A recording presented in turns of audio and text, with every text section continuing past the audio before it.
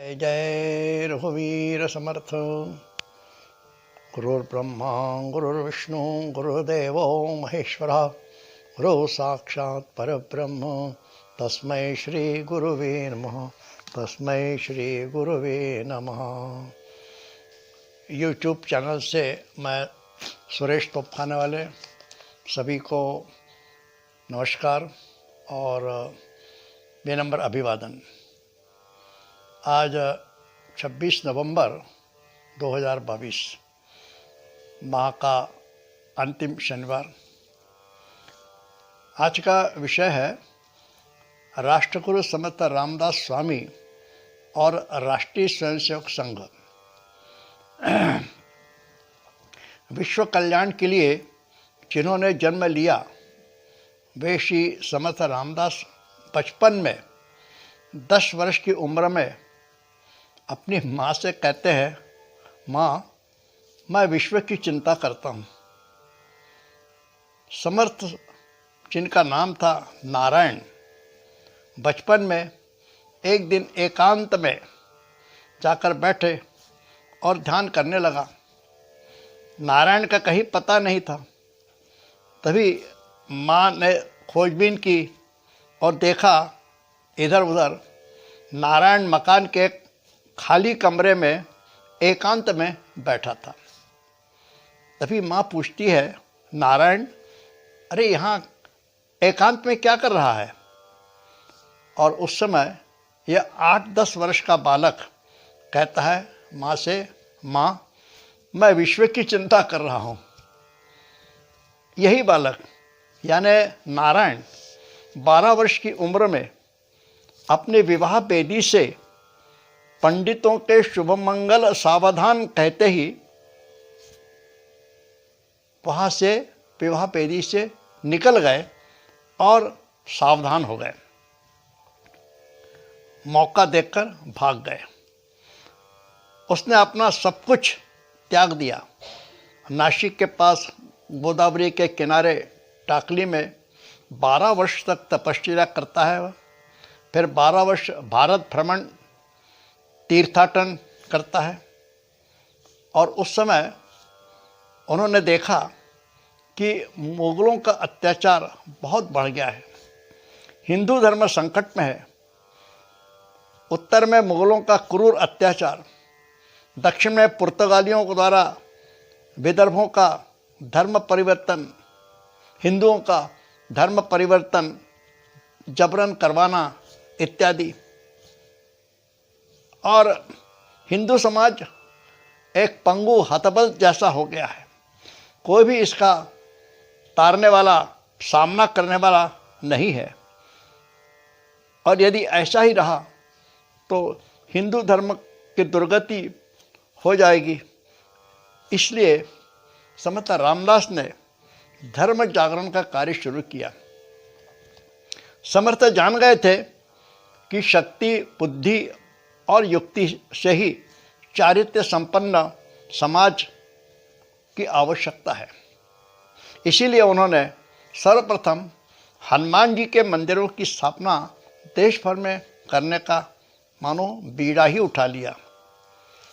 क्योंकि हनुमान जी यह है शक्ति, बुद्धि और युक्ति तीनों की देवता है।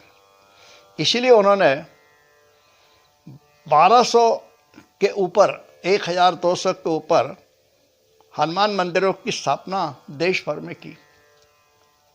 यानी जहाँ गांव वहाँ हनुमान मंदिर, यह उनका ध्येय था। हनुमान जी शक्ति, बुद्धि और युक्ति की देवता माने जाते हैं। श्री राम स्वयं ने हनुमान जी के इन गुणों से स्तुति की है। हनुमान मंदिर के साथ साथ वहाँ व्यायामशाला भी शुरू हो गई। तरुणों को वहाँ एकत्रित करना, व्यायाम करवाना तथा इसके साथ ही श्री राम के चरित्र से सबको लाभान्वित करना, अवगत कराना, यह सब शुरू हो गया। जिस प्रकार तुलसीदास जी ने हनुमान चालीसा के माध्यम से हनुमान जी के गुणों का प्रसार कर उन्हें स्वीकार करने की प्रेरणा दी, उसी प्रकार समर्थ ने भीमरूपी स्तोत्रों की रचना की मराठी में, जिसमें हनुमान जी के सभी गुणों का वर्णन आता है। यह सब समर्थ इसलिए कर रहे थे कि हिंदू मुगलों और विदेशियों के अत्याचारों का सामना कर सके और हिंदू स्वराज्य की स्थापना हो सके। समर्थ ने अपने कार्य को बृहत रूप देने के लिए दक्षिण महाराष्ट्र अपना केंद्र बनाया और चाफड़ में श्री राम मंदिर की स्थापना की, जो कि उनके कार्य का मुख्य केंद्र स्थान बना। दूसरा विशेष कारण यह भी था कि वहाँ से वे शिवाजी महाराज के राजनीति में, राज्य कार्य में सहायता तथा मार्गदर्शन कर सकें। समर्थ रामदास स्वामी शिवाजी महाराज के गुरु थे।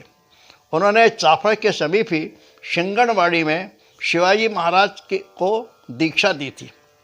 शिवाजी महाराज के पराक्रम, वीरता, संगठन कौशल के कारण तथा गुरु समर्थ रामदास स्वामी के मार्गदर्शन के कारण ही हिंदवी स्वराज्य की स्थापना हो सकी। अब राष्ट्रीय स्वयंसेवक संघ का चिंतन थोड़ा करेंगे और जानने की कोशिश करेंगे कि समर्थ के कार्य में तथा संघ के कार्य में क्या समानता है। वर्ष 1925 को विजयादशमी के दिन राष्ट्रीय स्वयंसेवक संघ की स्थापना परम पूजनीय डॉक्टर केशव बलिराम हेडगेवार द्वारा नागपुर में की गई। डॉक्टर हेडगेवार जी ने उस समय के हिंदू समाज के गुलामी की परिस्थिति देखी थी। उसके लिए उन्होंने हिंदू समाज को ही दोषी ठहराया था, क्योंकि समाज बिखरा हुआ है, संगठन नहीं था, राष्ट्रीय चरित्र नहीं था और यह हजारों वर्षों से मुसलमान और अंग्रेजों की गुलामी का ही कारण था। उस समय कांग्रेस दल में कुछ क्रांतिकारी लोग थे, उनमें डॉक्टर हेडगेवार साहब भी थे, लेकिन उन्होंने जब समझ लिया कि कांग्रेस में रहकर यह संभव नहीं है, इसलिए उन्होंने कांग्रेस छोड़ दी। वे पक्का जान गए थे कि गुलामी से मुक्त होने के लिए एकमात्र यही उपाय था कि समाज को संगठित किया जाए तथा राष्ट्र चरित्र से वह समाज परिपूर्ण हो। यह सब कैसा संभव होगा, यह जानने के लिए डॉक्टर साहब कहीं जर्मनी आदि नहीं गए, क्योंकि उन्होंने समर्थ रामदास स्वामी का ग्रंथ दासबोध पढ़ा था, अध्ययन किया था। संगठन किस प्रकार से तैयार करना, यह सब उन्होंने समर्थ के उपदेशों से सीखा। सर्वप्रथम वे जान गए थे कि आज हिंदू समाज भी कोई आइडेंटिटी नहीं है, समाज की कोई पहचान भी नहीं है। जैसे समर्थ रामदास के 4 प्रमुख सूत्र थे। पहले ही हरिकथा निरूपण, दूसरा राजकरण यानी राजनीति, तीसरा सावधान और चौथा साक्षेप। राष्ट्र के विकास के लिए मनुष्य निर्माण की प्रथम आवश्यकता है। राष्ट्रीय गुणों से संपन्न समाज तथा हमेशा सावधान रहने वाला समाज, वह गाफिल न रहे, और साक्षेप, हमेशा प्रयास करने वाला, प्रयत्न करने वाला, आलसी नहीं और निरंतर परिश्रम करने वाला समाज। यानी संगठन यानी भीड़ नहीं, बल्कि अनुशासित संगठन। जिस प्रकार समर्थ के कार्य का केंद्र स्थान मुख्य रूप से चाफा था और देश भर में उन्होंने मंदिरों और मठों की स्थापना की थी, मठपति नियुक्त किए थे, उसी प्रकार डॉक्टर साहब ने नागपुर को केंद्र रखते हुए देश भर में उसकी शाखाएं स्थापित करना शुरू किया।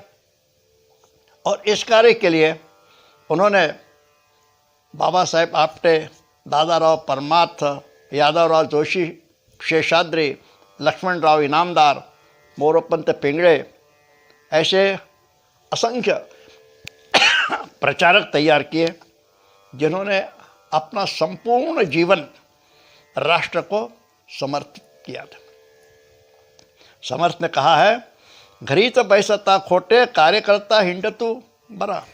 अर्थात कार्यकर्ता ने सिर्फ अपने घर में बैठने से नहीं होगा, उसे तो समाज में घूमना होगा। फिर समर्थ कहते हैं, कुगरा में अथवा नगरे पहावे घरांची घरे। यानी गांव-गांव, शहर-शहर घूमना, लोगों के घर घर जाना चाहिए और लोका से परीक्षित जावे नाना प्रकारे। अर्थात लोगों की कई प्रकार से परीक्षा करनी चाहिए, उन्हें ठीक से समझना चाहिए। समर्थ कहते हैं, दूसरा ते अंतर्दानावे तदनुसार बरतावे। यानी लोगों के मनों को जानना, उनके मनों को टटोल कर, समझ कर उनसे व्यवहार करना चाहिए। इस प्रकार समर्थ के कहे अनुसार संघ का कार्य चल रहा है। यानी सरसंघ चालकों ने ऐसा ही व्यवहार करके हजारों प्रचारकों की सेना तैयार की है। इतना ही नहीं, गृहस्थी में रहते हुए भी कार्यकर्ता तैयार हुए, प्रचारक तैयार हुए। क्योंकि समर्थ ने कहा है, बोलणे सारखे चालणे स्वय करुणी बोलणे त्याची वचने प्रमाणे मानिच जने। महंत प्रचारक जैसा बोलता है वैसा ही उसने व्यवहार करना चाहिए। यानी प्रचारक जैसा बोलेगा वैसा समाज में उसका व्यवहार होना चाहिए, बर्ताव होना चाहिए। हाँ, महंत यानी प्रचारक, क्योंकि ऐसे प्रचारकों को ही लोग मानेंगे, नहीं तो लोगों को सिर्फ उपदेश देना और स्वयं कुछ न करना। समर्थ कहते हैं, स्वयं पहले करना, फिर दूसरों से करवाना। यही सूत्र डॉक्टर साहब ने संघ के प्रचारकों के लिए रखा था। वर्ष 1975 में देश में आपातकाल लगा था। बहुत लोगों को गिरफ्तार कर जेल भेजा गया था और करीब करीब 21 महीने तक यह सिलसिला रहा। उस समय संघ के सरसंघ चालक प्रमुख बाला साहेब देवरस, उन्होंने संघ की कमान संभाली थी। वह बड़ा ही संकट काल का समय था और उस समय बड़े धैर्यता से, हिम्मत और संयम के साथ संघ के स्वयंसेवकों ने समय का, परिस्थिति का सामना किया पूजनीय बाला साहेब देवरस के नेतृत्व में।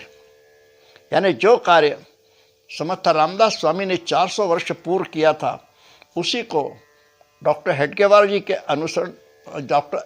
जी ने अनुसरण किया। इसी कारण संघ का कार्य एक बड़े विशाल वृक्ष जैसे फैल गया। समर्थ एक स्थान पर कहते हैं, दास डोंगरी रहा तो यात्रा देवाची पाहतो। समर्थ एकांत पे पर्वत गुफाओं में रहते थे और वहीं से सारी सूत्रें वे चलाते थे। उन्हें सत्ता की लालसा नहीं थी, राज सिंहासन उन्हें नहीं चाहिए था। प्रजा रंजन के लिए सर्वस्व का त्याग उन्होंने किया था और यही ध्येय और उद्देश्य पूजनीय डॉक्टर हेडगेवार जी ने प्रचारकों को दिया और प्रचारक उसी उद्देश्य से काम कर रहे हैं। छत्रपति शिवाजी महाराज के राज्याभिषेक के समय समर्थ रामदास वहाँ उपस्थित नहीं थे। उसी प्रकार 15 अगस्त 1947 को जब सत्तांतर हुआ था, तब महात्मा गांधी दिल्ली में नहीं थे। विवेकानंद स्मारक के उद्घाटन समारोह में संघ के सरसंघ चालक भी नहीं थे। यानी सभी की भावना और उद्देश्य जो था वो समर्थ जैसा ही था। यानी सत्ता से दूर, लालच नहीं सिंहासन की। रामदास स्वामी आखिर बाद में कहते हैं, शक्ति ने मिलती राज्य युक्ति यत्न होत से, शक्ति युक्ति जय ठाई तेथे श्रीमंत धावती। शक्ति और मजबूत संगठन से ही, युक्ति से ही राज्य की सत्ता चलती है। प्रबोधन और प्रयत्न को संघ ने अपनाया है। इसीलिए अब जबकि संघ का शताब्दी वर्ष शुरू होने वाला है, संघ का कार्य निरंतर चल रहा है। समर्थ कहते हैं ना, कर्म मार्ग सांडू नए, वैराग्य मोड़ू देऊ नए, साधन भजन खंडू नए कदा करी। यानी कर्म को छोड़ना नहीं, वैराग्य को छोड़ना नहीं, साधना हमारी निरंतर चलती रहे। इसीलिए मनुष्य निर्माण का कार्य यानी साधन, ये जो है शाखा का आग्रह चालू है। संघ के कार्य को अधिक बढ़ाने के लिए परिवार में कई संस्थाओं का जन्म हुआ है। संघ के परिवार में कई संस्थाओं का जन्म हुआ है। उस स्थान की समस्याओं का अध्ययन करके कार्यकर्ताओं ने योजना बनानी चाहिए। वनवासी कल्याण आश्रम ऐसी ही एक संस्था कार्यरत है। इसमें धर्म परिवर्तन की बहुत बड़ी समस्या है, क्योंकि ईसाई मिशनरी इस धर्म परिवर्तन कार्य में सक्रिय है। उन्हें रोकने तथा लोगों को फिर से अपने धर्म में लाने के लिए प्रयत्न शुरू है। इसी प्रयास को समर्थ रामदास खबरदार कहते हैं। प्रमुख संस्थाओं में विश्व हिंदू परिषद एक है, जिन्होंने 82-83 के में अयोध्या राम जन्मभूमि आंदोलन को जोर दिया और इसीलिए 10-12 वर्ष में ही देश की राजनीति में बड़ा उछाल आ गया। संघ के प्रारंभ काल में यानी वर्ष 1940 तक संघ में जो प्रार्थना होती थी, तब प्रार्थना में कहा जाता था, राष्ट्रगुरु समर्थ रामदास स्वामी की जय, ऐसी घोषणा होती थी। और संघ का जो भगवा ध्वज है वह समर्थ रामदास स्वामी का भी उसमें यानी छत्रपति शिवाजी महाराज का आदर्श मानकर भगवा ध्वज को गुरु स्थान पर रखा गया था। आज संघ 97 वर्ष में चल रहा है और 2025 में संघ का शताब्दी वर्ष है। पूज्य डॉक्टर हेडगेवार जी की इच्छा हिंदू समाज को शक्तिशाली संगठन बनाने की थी। इसके पूर्व किसी ने भी हिंदू समाज को संगठित करने का सोचा भी नहीं। संगठन कैसे होना चाहिए, भावनात्मक आधार क्या होना चाहिए, लोगों के आपस में कैसे संबंध होने चाहिए, ऐसे कई प्रश्नों का विचार डॉक्टर साहब ने उनके मन में आया होगा और इसके लिए उन्होंने समर्थ रामदास के विचारों को समझा होगा। उनके ग्रंथ दासबोध का भरपूर अभ्यास किया होगा। जिस प्रकार समर्थ ने इस कार्य को ईश्वरीय कार्य समझा था, उसी प्रकार डॉक्टर साहब ने भी संघ को ईश्वरीय कार्य मानकर समर्थ रामदास स्वामी के सूत्रों का पालन किया है। संपूर्ण भारत में एक विशाल संगठन डॉक्टर साहब के विचारों प्रयत्नों के कारण ये विश्व भर में कार्यरत है तथा भारत को विश्वगुरु के स्थान पर पुनः स्थापित करने के लिए संघ आज भी दृढ़ता से कार्य में लगा है और कटिबद्ध है। संघ के सारे प्रयत्न ईश्वरीय कार्य है, क्योंकि प्रेरणा स्रोत है राष्ट्रगुरु समर्थ रामदास और छत्रपति शिवाजी महाराज। श्री समर्थ ने कहा है, उपासनेला दृढ़ता लवे। संघ का यह प्रयत्न रूपी उपासना दृढ़ता से चल रही है और चलती रहेगी। इस प्रकार आज हमने राष्ट्रगुरु समर्थ रामदास तथा राष्ट्रीय स्वयंसेवक संघ के कार्य के समानता का चिंतन किया। आशा है आप सभी को पसंद आया होगा। कृपया कमेंट्स करें और मेरे YouTube चैनल को अधिकाधिक सब्सक्राइब करें। धन्यवाद। जय जय रघुवीर समर्थ। वंदे मातरम, वंदे मातरम।